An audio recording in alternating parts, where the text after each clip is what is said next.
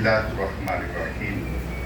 আজকের এই সুন্দর অনুষ্ঠানের সম্মানিত সভাপতি, সাহিত্য সংস্কৃতি কেন্দ্রের সভাপতি মাহবুবুল, প্রধান অতিথি আমাদের সবার পরম শ্রদ্ধেয় লেখক, গবেষক, সম্পাদক জনাব আবুল আসাদ, মঞ্চে উপবিষ্ট সাহিত্য সংস্কৃতি কেন্দ্রের বিভিন্ন পর্যায়ের নেতৃবৃন্দ, সুধী মণ্ডলী, ভাই বোনেরা, আসসালামু আলাইকুম ওয়া রাহমাতুল্লাহি ওয়া বারাকাতুহু।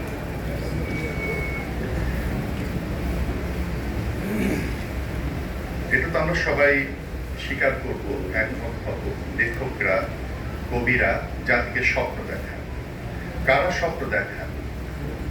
যারা কিছুটা এগিয়ে থেকে ভাবেন, চিন্তা করেন এবং এই বিষয়গুলো আল্লাহ রাব্বুল আলামিন দান করেন। প্রত্যেকটা মানুষের তার যে চেহারা ভিন্নতা, রুচির ভিন্নতা, তার পছন্দের ভিন্নতা, যোগ্যতারও ভিন্নতা আল্লাহ দিয়েছে। সবাই যদি লেখক হতো তাহলে পাঠক হতো না, সবাই শিল্পী হলে শ্রোতা থাকতো না।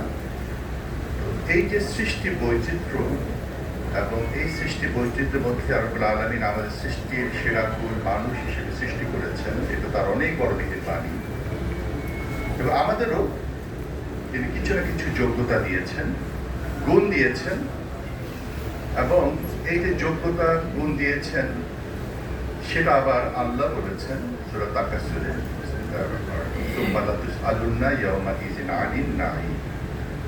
প্রত্যেক নিয়ামতের ব্যাপারে আল্লাহ জিজ্ঞেস করবেন। আমি কথাগুলো কেন বললাম? আমার আজকে অনুষ্ঠান প্রধান অতিথি অনেক দিক থেকে খুবই সম্পর্কের কাছের এবং শ্রদ্ধা। মানুষ কিন্তু আরো কাছ থেকে পাঠ করা যায় যখন একসাথে ভ্রমণ করা হয়। আমি মক্কাতে ইন্টারফে ডায়ালগ কনফারেন্সে একসাথে ভ্রমণ করেছি।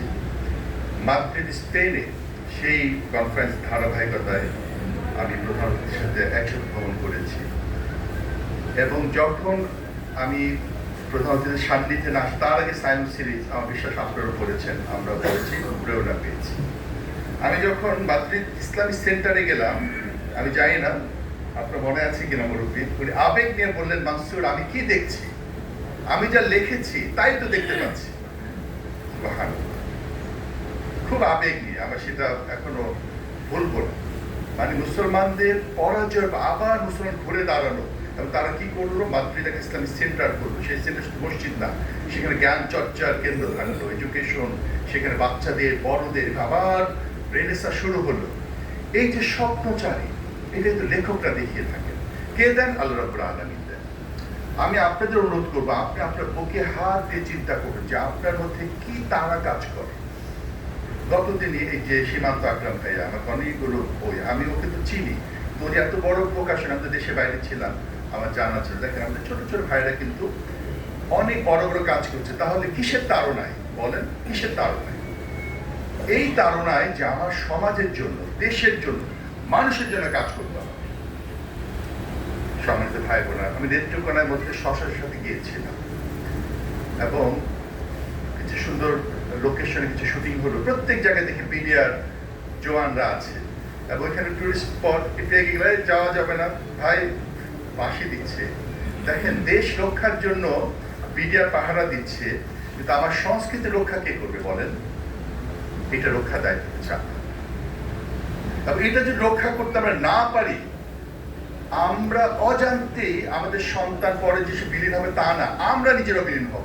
কারণ এই আগ্রাসনটা এরকম যে ব্যক্তিও বুঝতে পারে না আমি কিভাবে সংস্কৃতিতে আগ্রাসিত হচ্ছে, আগ্রাসনের শিকার হচ্ছে।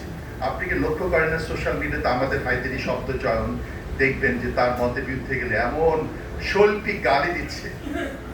তার মানে কি? সংস্কৃতি আগ্রাসন।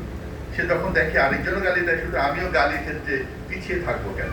কিন্তু ওই ভাইটা বুঝেন না যে আমার শ্রোতা তৈরি করা, আমার স্রোতের বিরুদ্ধে। আমি সেদিন নয় দিগন্তের মানে ওদের একটা যে ডিজিটাল একটা ইন্টারভিউ দিলাম। আমি বলি যে দেখেন, আপনি হট সিটে আমার জায়গায় একটা নায়িকাকে নিয়ে আসেন, বসান, এবং তাকে প্রশ্ন করেন, আপু আপনার ডিভোর্স কেন হলো? দেখবেন হিট, সুপার হিট। তো আপনি সেটা করছেন না কেন? আপনি করছেন না, আপনি একটা সুন্দর সমাজ বিনির্মাণ করতে চান। সবাই যদি পঙ্গপালের মতো ছুটে, তাহলে সমাজটা বাঁচবে কিভাবে? সম্মানিত ভাইয়েরা, আমরা যে ইসলামকে ধারণ করি আমাদের এই সমাজকে পাঠ করতে হবে। আপনারা নিশ্চয়ই এখানে ইতিহাস সচেতন আছেন। 19 হিজরিতে আপনি দেখবেন যে সাহাবী মসজিদ, যে উত্তরবঙ্গে যে মসজিদ, আমি সেটা দেখেছি। তাহলে ওই সময় এসে ইসলাম প্রচারকরা তারা কি আরবি কোত্তা টুপি টুপি পরে গিয়ে ইসলাম প্রচার না, তারা এদেশে মানুষ মিশে গেছে, এদেশে কালচারগুলো মিশে সেরেক মুক্ত কালচারের সাথে তাদেরকে উদ্বুদ্ধ করে আস্তে ইসলামের দিকে দাওয়াত দিয়েছে। সুতরাং আমরা যদি স্বপ্নটাকে বড় করতে পারি তাহলে ইনশাআল্লাহ আমাদের দ্বারা সম্ভব। যেমন আমরা এখানে প্রোগ্রাম করছি, প্রত্যেক একটা সার্কেল আছে। এই সার্কেলের কবি, সাহিত্যিক, শিল্পী, বিভিন্ন মিডিয়াতে, পত্রিকাতে আপনার একটা বলয় আছে।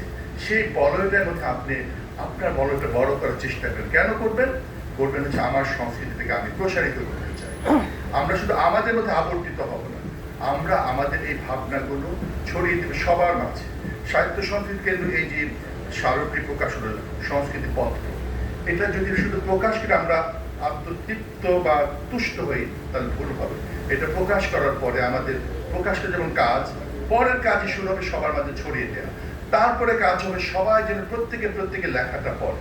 তারপরে কাজ হচ্ছে প্রত্যেকে লেখা যেন ছোট ছোট করে আবার মূল্যায়ন, রিভিউ করা।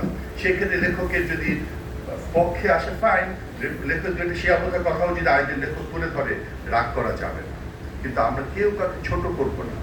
আমি বড় কবি, 80-র দশকে বড় কবি, আমি 70-এর দশকে বড় কবি, আমি বড় বড় করে তো ভাই, আমি তো আল্লাহর বান্দা, আমি আরেকজন ভাইকে এগিয়ে দেবো। আজকে যেমন এখানে সম্মাননা দেওয়া হচ্ছে নিশ্চয়ই লেখকদের উৎসাহিত করার জন্য।